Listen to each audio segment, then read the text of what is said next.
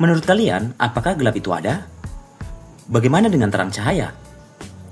Bagaimana jika ditinjau dari konsep sains? Secara sains, gelap itu sebenarnya tidak ada. Ya, benar, ia tidak ada.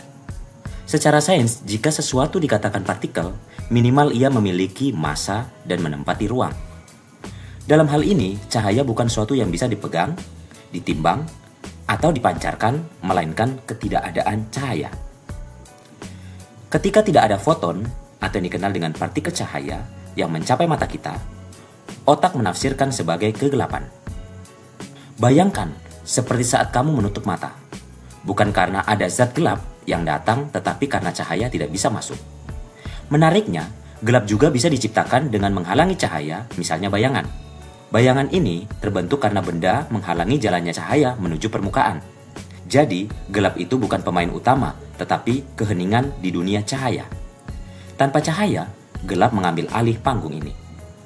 Bisa dibilang, gelap itu bukan keberadaan, tetapi ketiadaan yang terasa nyata.